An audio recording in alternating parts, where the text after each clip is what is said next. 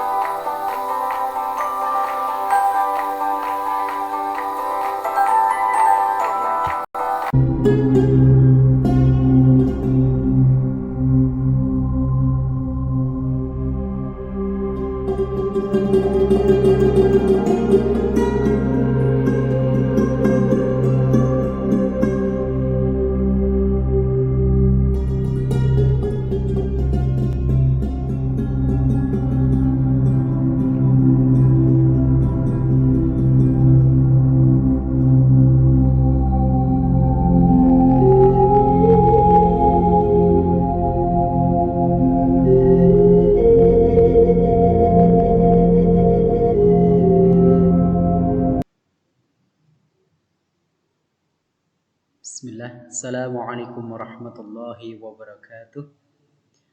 Alhamdulillahirabbil alamin wassalatu wassalamu ala asyrafil mursalin wa ala alihi washabbihi ajma'in amma ba'du.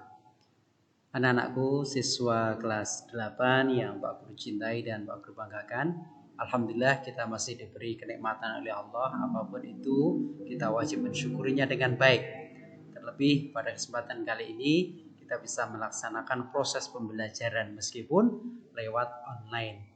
Apa kabar kalian semuanya? Pak Guru berharap kalian senantiasa dalam keadaan sehat walafiat. Untuk kesempatan kita kali ini, materi yang akan kita pelajari adalah jiwa lebih tenang dengan banyak bersujud. Di sini akan kita mulai, namun sebelumnya kita awali dahulu dengan membaca basmalah bersama-sama. Bismillahirrahmanirrahim. Untuk pembelajaran kali ini ada tujuan pembelajaran, ada 4. Pertama, menjelaskan pengertian sujud, menunjukkan dalil sujud, dan menjelaskan macam-macam sujud.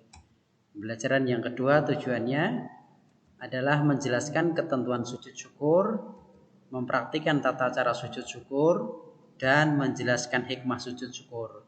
Kemudian tujuan pembelajaran yang ketiga adalah menjelaskan ketentuan sujud sahwi, mempraktikkan tata cara sujud sahwi, dan menjelaskan hikmah sujud sahwi. Tujuan pembelajaran yang terakhir adalah menjelaskan ketentuan sujud tilawah, kemudian mempraktikkan tata cara sujud tilawah, dan menjelaskan hikmah sujud tilawah. Kita akan mulai dari yang pertama. Kita bahas tentang sujud. Namun mari kita renungkan sejenak apa yang muncul dalam gambar ini anak sekalian. Kemudian yang kedua dan yang ketiga. Coba kalian pikirkan baik-baik. Apa yang terpikir dalam benakmu melihat kondisi yang semacam itu? Sudahkah kita lebih banyak bersyukur kepada Allah Sang Pemberi? Apakah amal ibadah kita sudah lebih baik daripada mereka yang diberi keterbatasan itu? Silahkan direnungkan baik-baik anak sekalian. Kita diberi kenikmatan oleh Allah berupa fisik yang sempurna, lengkap. Sementara mereka diberi keterbatasan. Namun ternyata semangatnya di dalam bersyukur dan beribadah sangatlah baik sekali. Patut kita contoh. Kita harus bersyukur kepada Allah tentunya dengan cara menggunakan nikmat yang telah diberikan untuk taat kepadanya. Kemudian bertakarub atau mendekat kepada Allah melalui berbagai macam ibadah seperti zikir, sholat, sedekah, sujud, dan lain-lain. Sujud tentunya kalian masih ingat pembelajaran yang dahulu tentang ibadah sholat. Dan kalian sudah mempraktekkan setiap harinya. Kalau dilihat lagi, makna sujud adalah perbuatan menempatkan dahi, hidung, kedua telapak tangan, kedua lutut, kedua ujung kaki pada posisi serentak di lantai dengan tujuan tertentu karena Allah pada waktu dan saat-saat tertentu.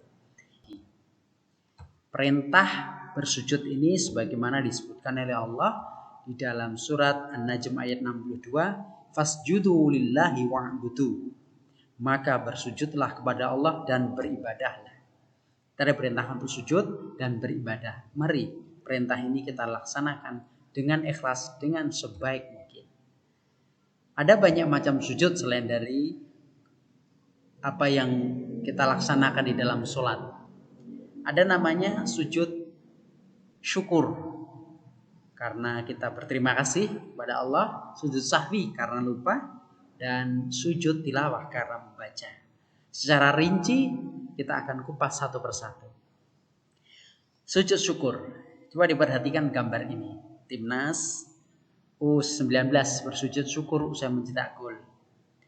Habib Nurmagomedov bersujud setelah mengalahkan Dustin Poirier.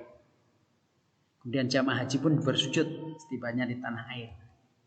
Nah, kita lihat lagi. Sujud syukur adalah sujud yang dilakukan ketika mendapat nikmat dari Allah atau terhindar dari bahaya.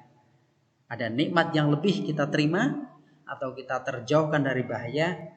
Patut kalau kita semuanya bersujud syukur kepada Allah Subhanahu wa taala. Ada dalil yang menjadi dasar hukum kita untuk melaksanakan sujud syukur. Anna Nabiyya sallallahu alaihi wasallam idza kana atahu amrun yasurruhu aw busyra bihi kharra sajidan syukran lillah. Rawahu Abu Daud wa Tirmidzi. Bahwasanya Nabi sallallahu alaihi wasallam apabila datang kepadanya sesuatu yang menggembirakan atau kabar suka, beliau langsung sujud syukur kepada Allah. Hadis riwayat Abu Daud dan Tirmidzi. Ada tata cara kita melaksanakan sujud syukur, meskipun para ulama memiliki beberapa pandangan. Kita lihat dulu. Yang pertama, menghadap kiblat. Niat untuk sujud syukur, sujud dengan posisi seperti sujud dalam sholat. Membaca sebagai berikut. Subhanallahi walhamdulillahi wa la ilaha illallah wallahu akbar wa la haula wa la quwata illa billahil aliyyil azim. Maha suci Allah dan segala puji bagi Allah. Tidak ada sesembahan selain Allah. Allah maha besar dan tidak ada daya dan kekuatan melainkan dengan Allah yang maha tinggi dan maha agung. Duduk kembali dan salam. Ada catatan, sebagian pendapat menyatakan bahwa bacaan sujud syukur sebagaimana bacaan pada saat sujud dalam sholat. Dan setelahnya tidak ada salam. Ini menurut pendapat yang lain. Anak sekalian, ada hikmah yang besar dari sujud syukur ini. Yang pertama, terhindar dari sombong dan angkuh, mendapatkan kepuasan batin, merasa dekat dengan Allah, mendapatkan tambahan nikmat dari Allah Subhanahu wa taala. Itu sujud syukur. Pak Guru yakin kalian mudah untuk menerimanya. Lalu kita masuk pada sujud yang kedua, yaitu sujud sahwi. Sujud sahwi adalah sujud yang dilakukan karena lupa atau ragu-ragu di dalam sholat. Dasar hukumnya adalah idza ishtaka ahadukum fi sholatihi falam yadrikum shalla thalathan aw arba'an falyadrahi syak wal yabni ala ma istayqana thumma yasjudu sajdataini qabla ayusallim. Rawahu Ahmad wa Muslim. Apabila salah seorang di antara kamu ragu dalam sholat, apakah ia sudah mengerjakan 3 atau 4 rakaat, maka hendaklah dihilangkan keraguan itu dan diteruskan sholatnya menurut yang diyakini, kemudian hendaklah sujud 2 kali sebelum salam. Hadis riwayat Ahmad dan Muslim. Kita lihat dulu kenapa orang melaksanakan sujud sahwi. Yang pertama, lupa meninggalkan salah satu rukun sholat. Lupa atau ragu-ragu jumlah rakaat sholat. Lupa membaca doa kunut, ini bagi yang membiasakan kunut.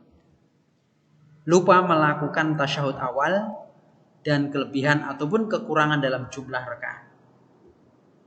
Nah, kemudian tata caranya adalah setelah melaksanakan tahiyat akhir langsung sujud lagi dengan membaca subhana man la yanamu wa la yasu.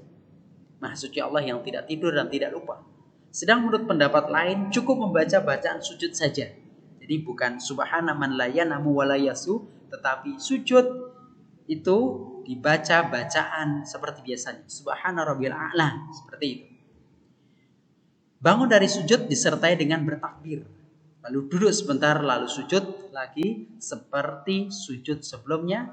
Duduk kembali, lalu salam.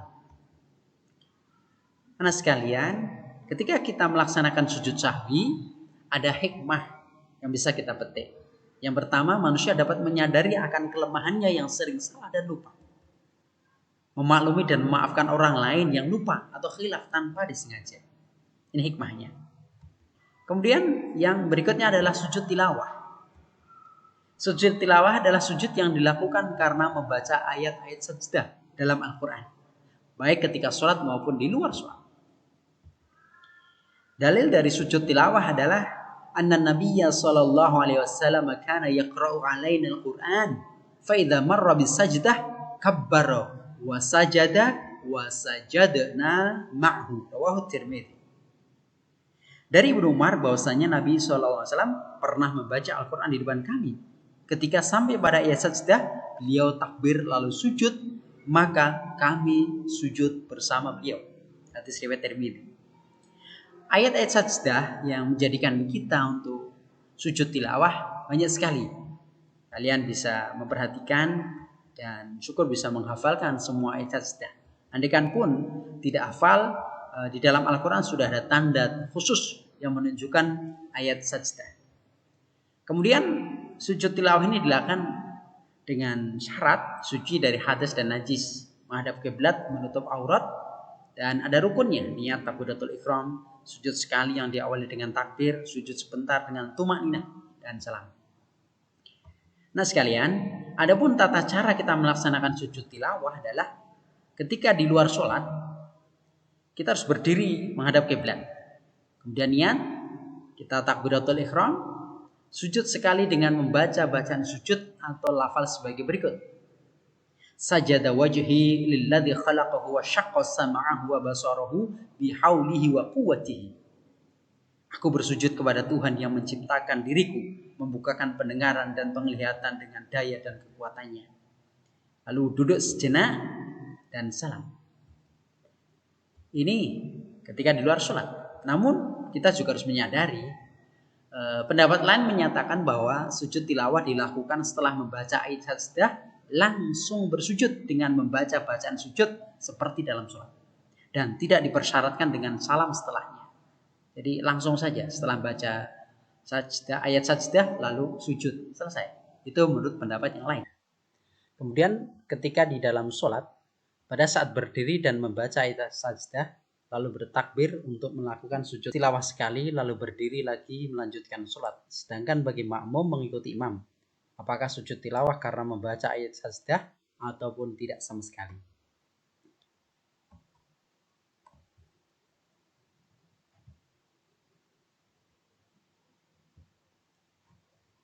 Anak sekalian, sujud tilawah ini ada hikmahnya yang bisa kita petik.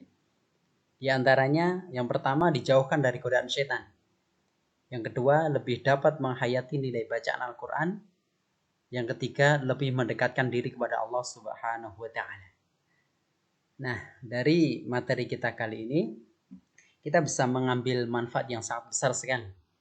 Dan refleksi yang akan bermanfaat buat kita adalah dengan sujud-sujud yang kita pelajari akan mampu membawa kita kepada penghayatan yang akhirnya bisa melahirkan perilaku yang terpuji ataupun akhlak mulia.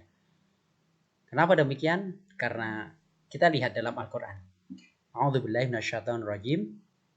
Walillahi yasjudu ma fis samawati wa ma fil ardh min dabbah wal malaikah wa hum la yastakbirun.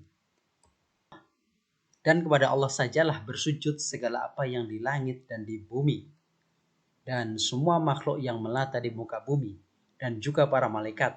Sedang mereka, para malaikat itu tidak menyombongkan diri. Surat An-Nahl ayat 49. Semua yang ada di langit, yang ada di bumi bersujud kepada Allah. Namun kita tidak tahu bagaimana cara mereka bersujud. Kita yakini demikian, karena Allah yang menjelaskan itu. Tentunya kita malu kalau tidak melaksanakan sujud itu. Oleh karena itu, mari kita perbanyak sujud agar lebih dekat dengan Allah Subhanahu wa Ta'ala. Kemudian untuk lebih menguatkan pemahaman kalian di dalam materi-materi yang Pak Guru sampaikan tadi, silahkan kalian kerjakan tugas sebagai berikut. Yang pertama, kerjakan latihan pada kegiatan Ayo Berlatih pada buku PAI halaman 92 sampai 94. Untuk hasil kerjaan nanti akan dikondisikan oleh Pak Guru di WA grup. Kemudian nomor 2, buatlah naskah pidato dengan memilih salah satu dari tema berikut ini. 1, mensyukuri nikmat Allah. Yang kedua, menjauhi sifat takabur. Yang ketiga, kemuliaan Al-Quran.